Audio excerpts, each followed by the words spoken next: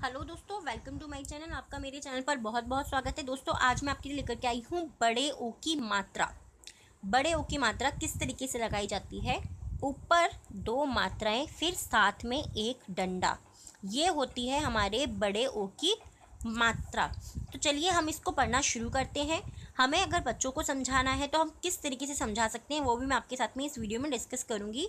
देखिए, जब भी हम बच्चों को समझाते हैं तो हम क्या करते हैं, सबसे पहले बच्चों को ना मात्रा बता देते हैं और उसके बाद में बोलते हैं चलिए जी पढ़ना शुरू कर दिए। नौका, कौवा, नहीं, बच्चा इस तरीके से कभी भी नहीं पढ़ पाएगा। अगर आप इस तरीके से सिखाएंगे तो आपका बच्चा जो है हमेशा मात्राओं में, हिंदी में जो है वो वीक होता चला जाएगा। रीज़न आजकल जो है ये भी है कि बच्चों को इंग्लिश मीडियम स्कूल में हम पढ़ाते हैं तो बच्चों को जो है हिंदी पर ज़्यादा ध्यान नहीं दिया जाता है। सो वहाँ पर गलती हो जाती है। तो चलिए शुरू करते हैं। सबसे पहले जो है बच्चों को हम क से लेकर के ह तक हमारे जो व्यंजन होते हैं, ज्ञ तक होते हैं वैसे तो, बट मैं ह तक आपको बता रही हूँ। इनके ऊपर औ की मात्रा को लगाकर उसकी आवाज़ कैसे निकलेगी वो सिखाएंगे। तो जैसे कि हम बताएंगे बच्चों को क पे ओ की मात्रा हम लगाएंगे औ की, तो क्या हो जाएगा कौ। क्या हो जाएगा कौ। ख पे ओ की मात्रा खौ। ग पे औ की मात्रा गौ। घ पे ओ की मात्रा घौ। अब देखिए, बच्चा जब इसको पढ़ेगा तो उसको अंतर समझ में आएगा। क है औ की मात्रा कौ, जुड़ गया ना, कौ, खौ, गौ, घौ। अब चौ, छौ, जौ, झौ। ठीक है, इस तरीके से आप सिखाएंगे।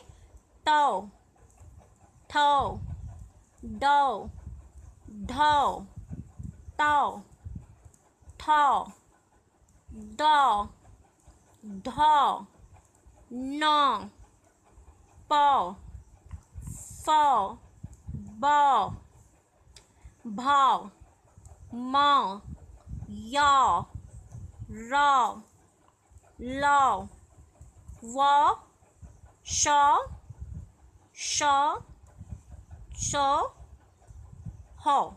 ठीक है, इस तरीके से जो है बच्चों को मात्रा लगा करके आपको उसको बोलना, उसका उच्चारण करना सिखाना है। ये बहुत ज़रूरी होता है जब हम बच्चों को मात्रा सिखाते हैं।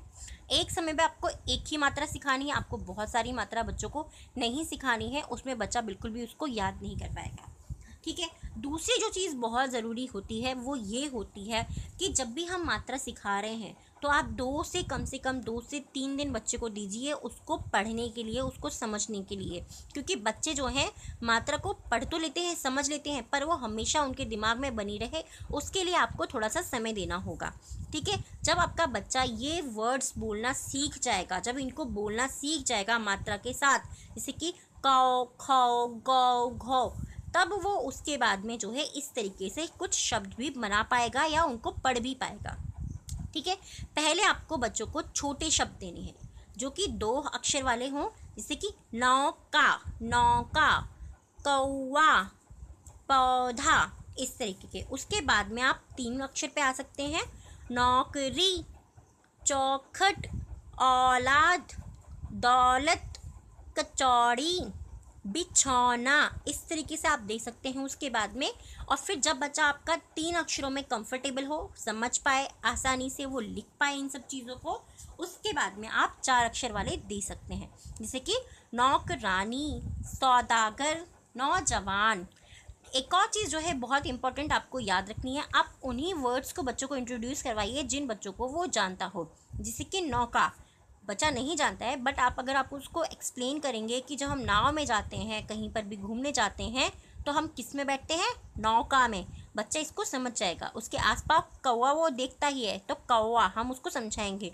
पौधा उसको पता होता है, नौकरी उसको पता होती है, चौखट क्या होती है आपको बच्चे को समझानी है। चौखट मीन्स क्या होता है, हमारे दरवाजे की चौखट। वो आप अगर बच्चे को समझाओगे, उस वर्ड को एक्सप्लेन करोगे, तो आपका बच्चा बहुत आसानी से जो है इनको सीख जाएगा और उसको ये शब्द याद भी रहेंगे। तो मात्रा याद करने के लिए शब्दों को याद करना भी बहुत ज़रूरी होता है, क्योंकि जब स्कूल में बच्चों को लिखवाया जाता है तो बच्चों को वर्ड्स जो है समझ में नहीं आते हैं, क्योंकि इंग्लिश ज़्यादातर बच्चे आजकल बोलते हैं, इंग्लिश के वर्ड्स यूज़ करते हैं। तो आपको हिंदी भी साथ के साथ बच्चों को इंट्रोड्यूस करवानी है, जो कि बहुत ज़रूरी होती है। ये मेरा ख्याल है, आपकी जैसी भी सोच हो मुझे कमेंट करके ज़रूर बताइएगा। अगर ये वीडियो आपको अच्छा लगा तो प्लीज़ मेरी वीडियो को लाइक कीजिएगा, और अगर आप मेरे चैनल पर नए हैं तो प्लीज़ मेरे चैनल को सब्सक्राइब ज़रूर कीजिएगा। बाय।